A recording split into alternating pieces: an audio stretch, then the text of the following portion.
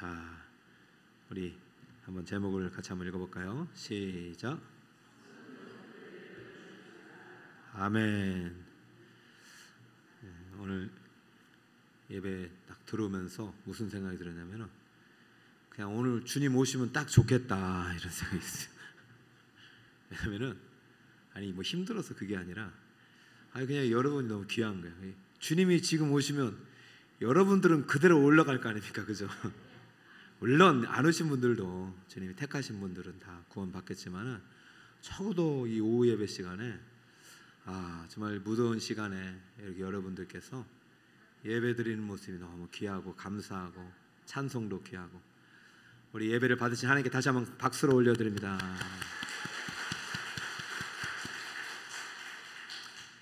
교회를 사랑하시기 바랍니다. 교회를 사랑하는 사람은 교회를 건축하게 돼요. 성경에 이제 다 교회를 사랑했지만 베드로처럼 교회를 사랑한 사람이 없었을 거예요.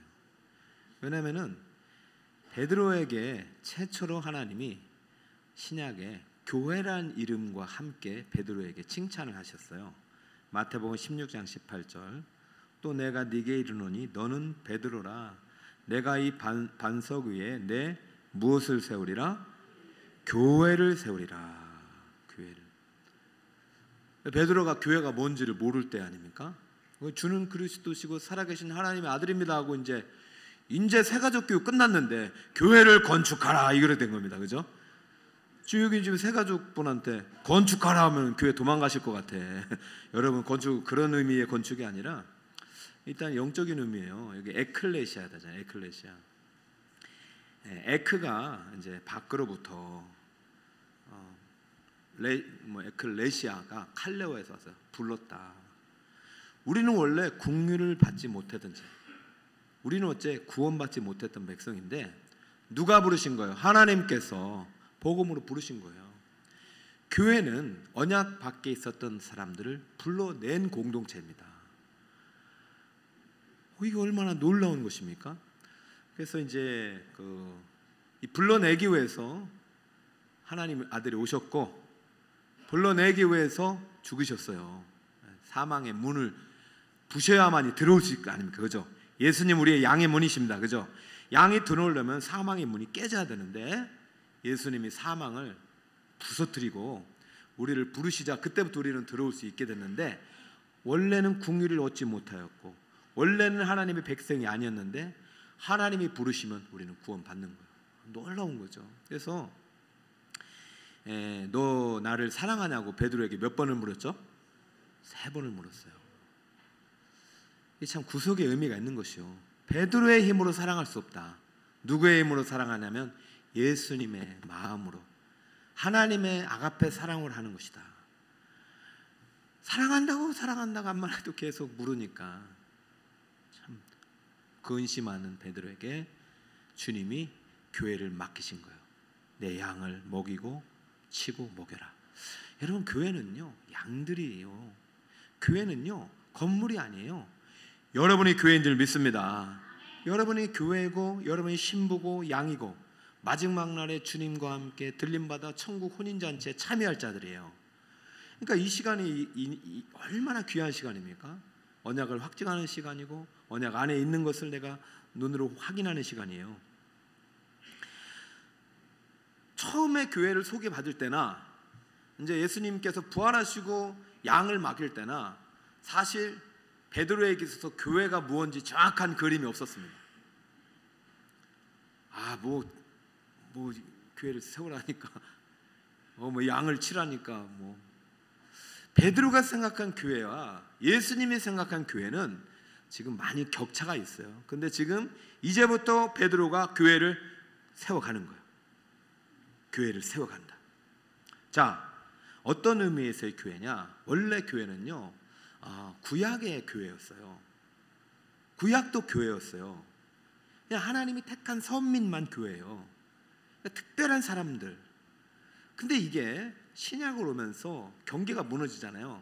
근데 베드로는요 그런 생각을 못했어요. 그냥 유대인들 중심으로 계속 성전, 예루살렘 성전, 그냥 369 뭐 아침 하루에 3번 계속 기도하고 견도를 안 해, 전도를.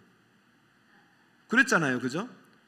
그러다가 베드로가 이제 교회론이 이제 깨지기 시작하는 것이, 이제 거기에서 안진뱅이가 구원받고 또 성령 충만하면서 이 사람들이 이제 안진뱅이로부터 해가지고 이 복음이 전하면서 나사렛 예수의 이름으로 안진뱅이가 일어나네. 이때부터 이제 예수의 이름의 능력에 또 자신의 영성이 부어지니까 폭발적으로 복음이 일어나서 교회가요 3,000명, 5,000명 막 늘어나는 거예요.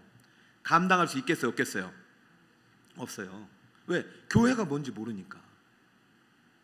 이상하다. 그리고 교회 보니까 유대인이 많은 게 아니라 헬라인들이 많으니까, 헬라인들은 도대체가 생각이 다르니까 이 사람들은 어떻게 할지 골치 아픈 거예요.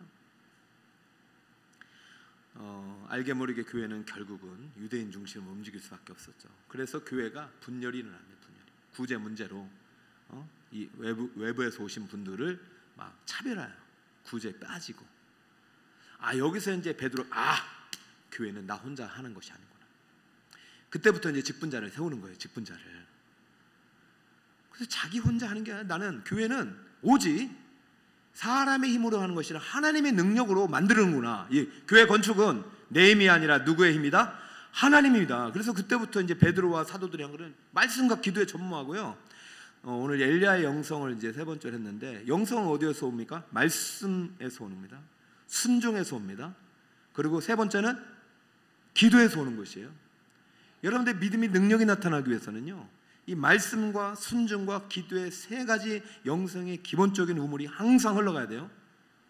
베드로가 이 말씀과 기도가 막히니까 교회가 이제 어지러워져요. 그러자 직분자를 세워서 말씀과 기도로 이 교회를 완전히 세워가면서 더 아름답게 건강하게 교회가 세워져요.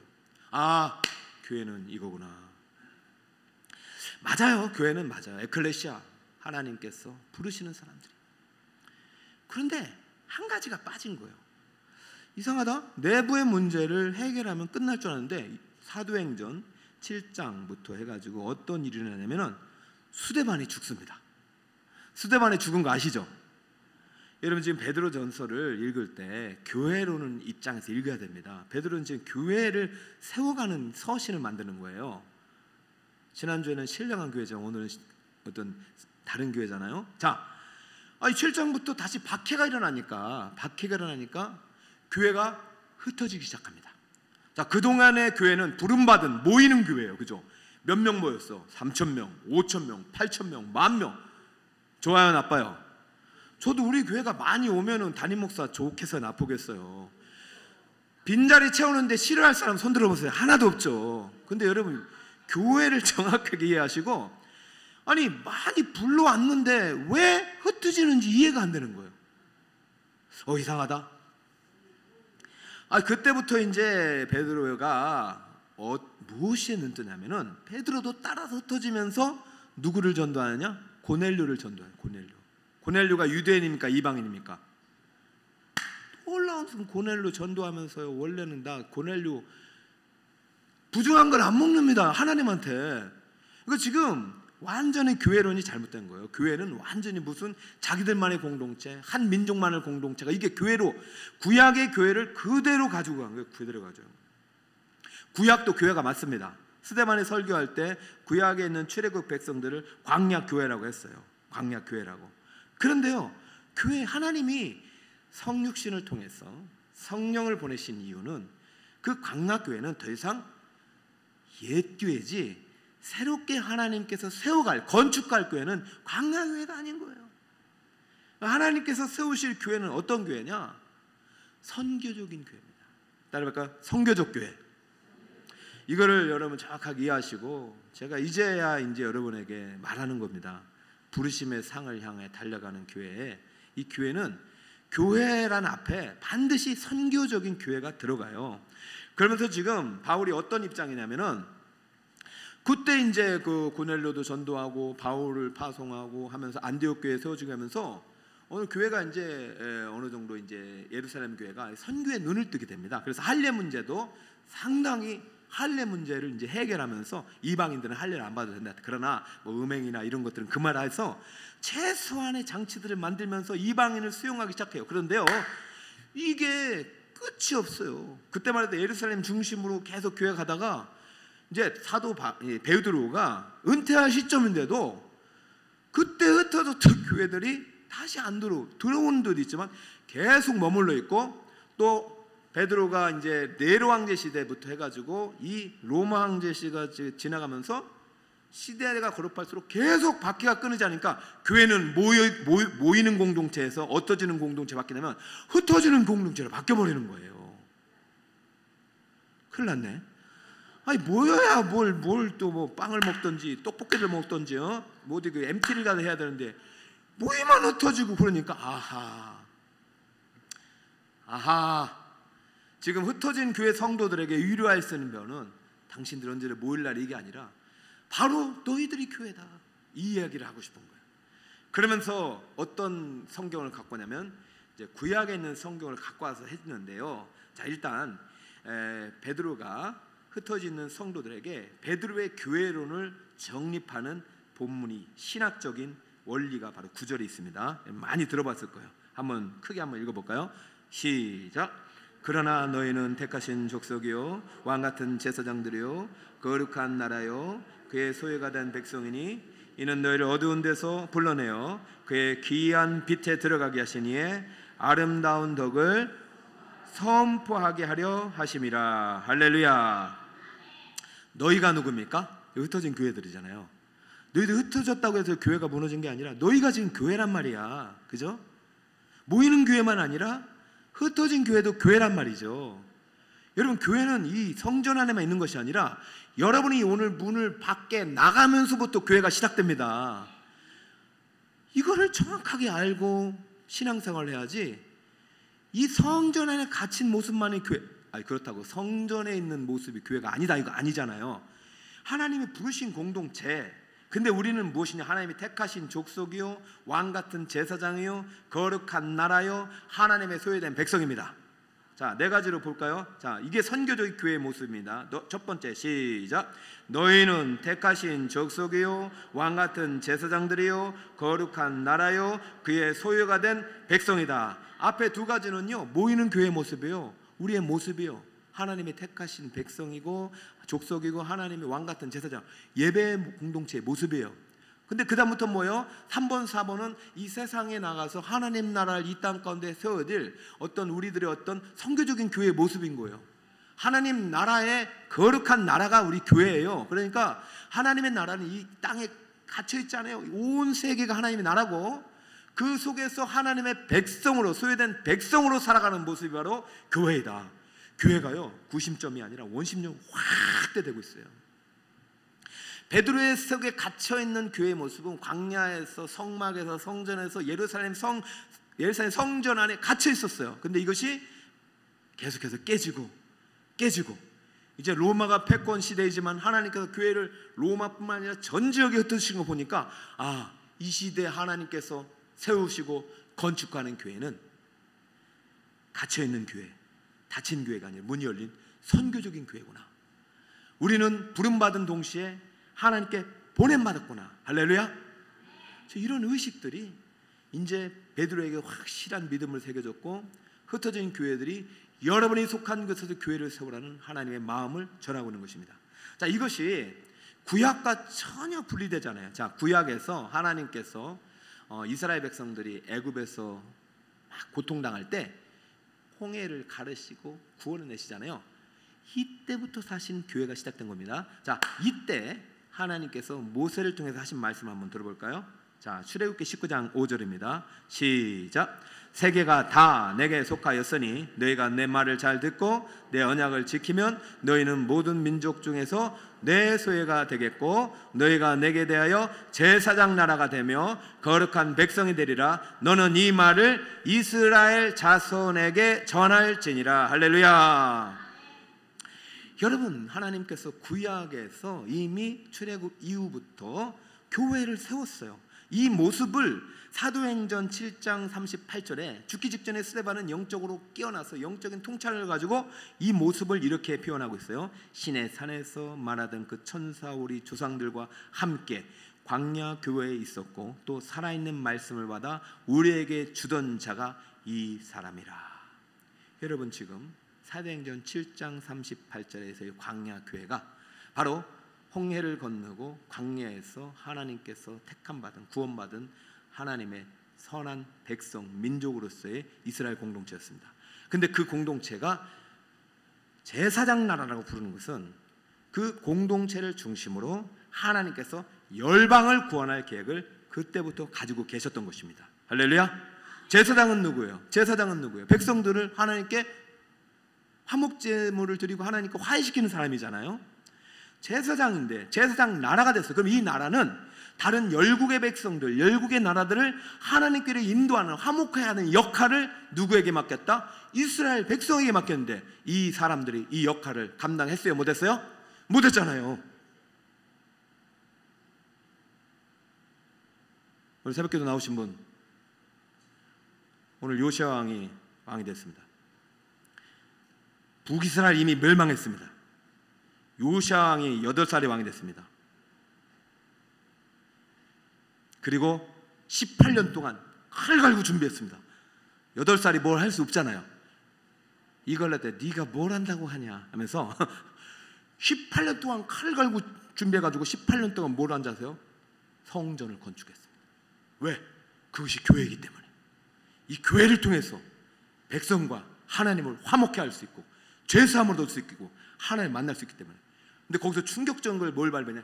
율법책을 발견한 거예요. 여러분, 그러면 여러분 생각해 보세요.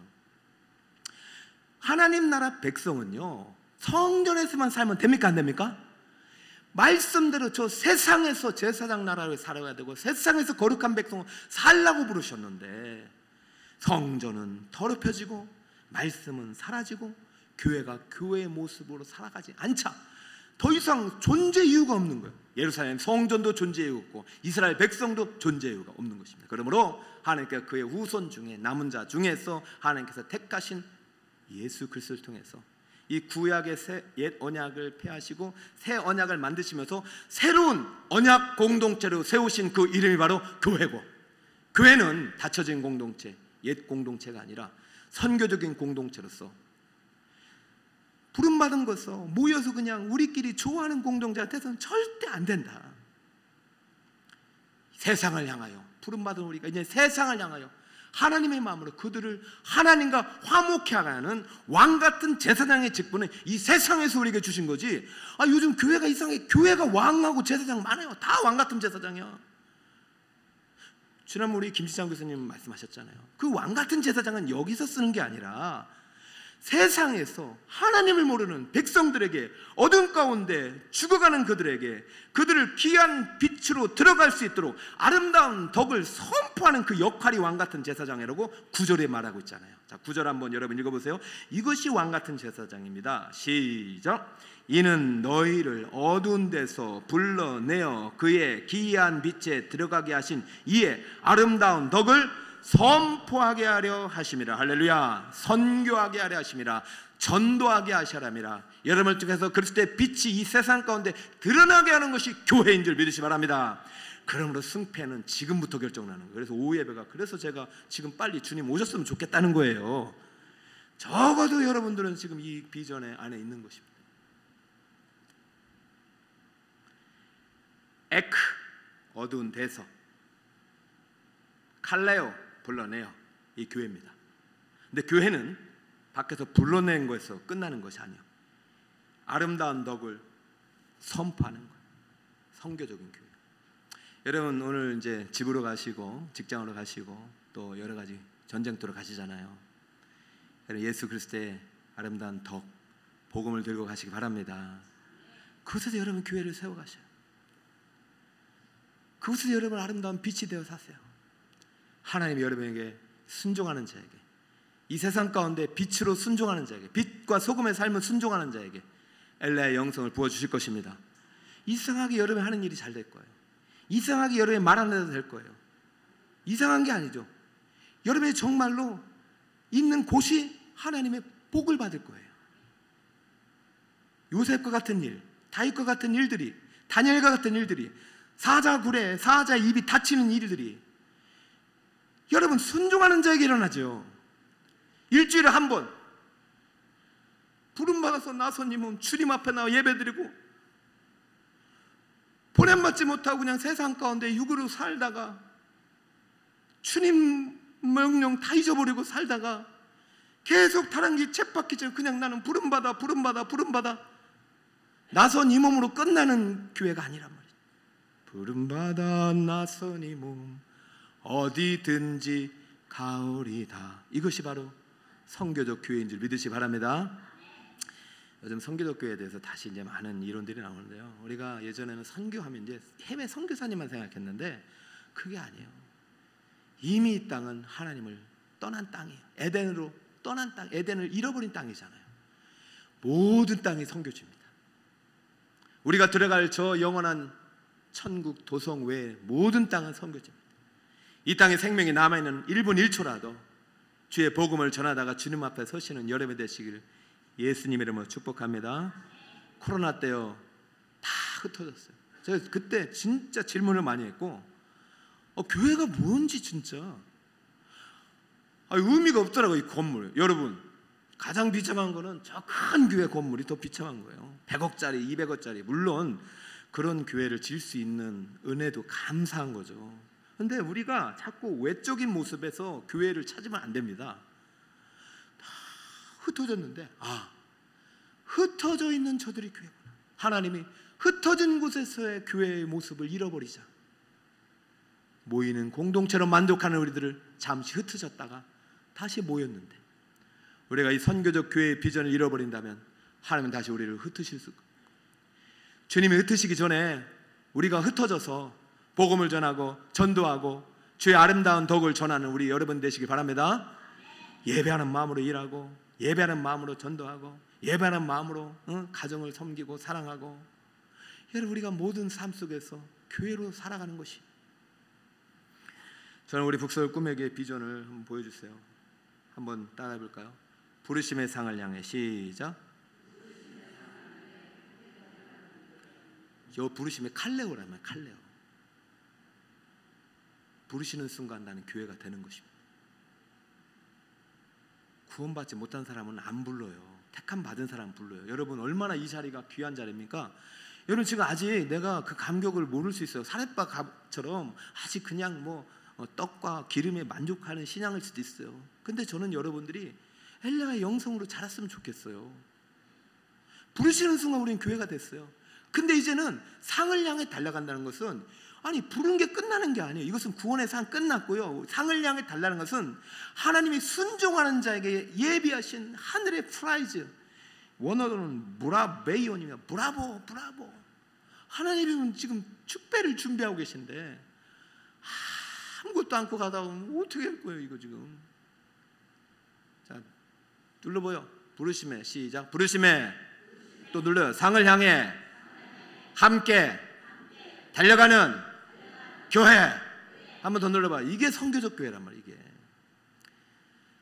여러분 부디 이제 기도가 시작됩니다. 다음 주부터 기도 모집을 하고 그 다음 주는 제자 양육 모집하고 그 다음 주는 마더와 이제 가정 양육 모집하고 그 다음 주부터 이제 전도가 시작됩니다. 함께 달려갑시다. 빈자리 이거 가지고 하나님께 가면 안 돼요. 빈자리를 꽉 채워야만이 그 빈자리가 교회를 세우는 겁니다. 우리는 이미 많은 거 들으신 분들이 많더라고요. 제가 여러분들한테 또 이렇게 헌신하기가 죄송해요. 마음으로 죄송해요. 여러분이 데살로니가 교회가 빌립보 교회가 예루살렘 어려울 때 도와줬다니까요. 여러분 이 빈자리가 교회를 세우는 거예요. 여러분 앞으로 우리 어떻게 할 건데 20년 30년 뒤 우리 이거 건물이 이제 맨날 검사 와가지고 닫아라 그럼 어떻게 해요? 닫을 거예요? 저 있을 때 같이 합시다. 교회를 세웁시다요. 건물 짓자는 얘기가 아닙니다. 빈자리를 채우는 것입니다. 그게 선교적 교회입니다. 그분들이 교회를 세운다니까요. 그분 중에 많은 기업가도 올 수 있다니까요. 근데 저는 기도가 여기 있는 이불이 복을 받아야지.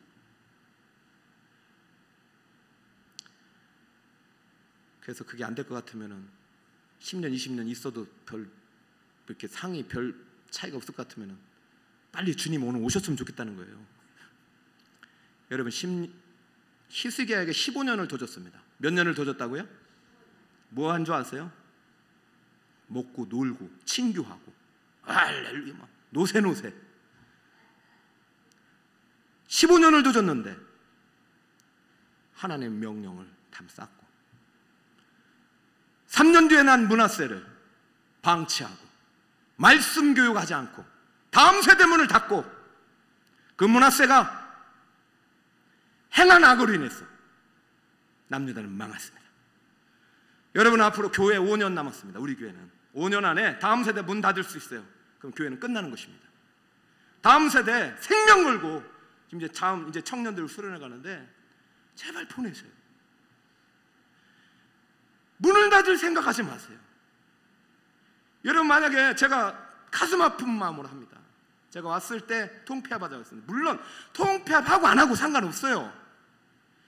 다음 세대 문을 닫으면 끝입니다. 절박함 가지고 끝나는 거예요. 영아부, 유치부를 유아부까지 나눠야 되고 유년 초등부를 유년, 초등, 소년부로 나눠야 되는 것이고 중고등부를 나눠야 되는 것이고 장년부는 계속해서 분가가 일어나야 되는데 탄생, 성장이 안 되니까 재탄생이 안 되는 그런 교회 하나님이 박해로 흩으실 수밖에 없는 거예요. 사랑하는 성도 여러분, 5년 남은 것 같아요. 저는 왜 제가 엘리야의 영성을 말씀했느냐, 기도 안 하면 죽는 거예요. 중직자 중에서 아직 기도학교 안 하신 분들은요, 우리 교회를 향한 하나님의 부르심에 정말 불순종하는 거라고 저는 생각해요. 다 들으십시오. 안 되면은 사유서를 저한테 내셔야, 이제 제가 이 교회를 저에게 맡겼을 때는 하나님이 저에게 주신 뜨거운 불이 있습니다. 이 불이 식으면 끝나는 거 아닐까요? 여러분, 주님이 왔으면 좋겠습니다. 오시면 좋겠는데 주님이 안 오시는 이유는 아주 우리 교회가 할 일이 있기 때문인 줄 믿습니다. 적어도 여기 계신 분들은 구원에 전혀 지장이 없을 것 같아요. 그러나 여기 빈자리에 계신 분들은 어떻게 할 건데? 저는 사실 우리 교회가 참 장점도 많고 점점도 많아요. 근데 이제는 모이는 교회에서 선교적인 교회로 이제는 바뀌어야 될 때입니다. 이제는 그래서 여러분이 속한 곳에서 빛을 드러내고 덕을 선전할 때 저분이 다니는 교회 나도 가고 싶다. 그것이 베드로가 말한 너희는 택한 족속, 왕같은 제사장, 거룩한 나라, 하나님의 소유된 백성임을 믿으시기 바랍니다. 이 부르심에 아멘으로 순종하고, 여러분 제가 너무 좀 강하게 말씀해서 죄송한데 그래요? 하나님의 마음은 어떨까 이런 생각이 듭니다. 그래서 저는 여러분 우리 교회 선교적 교회로 다시 한번 건축할 수 있기를 축복합니다. 목장마다 다시 한번 제2의 부흥의 전성기가 오기를, 순종하는 여러분을 통해서 임하기를 예수 그리스도의 이름으로 축원합니다. 아멘.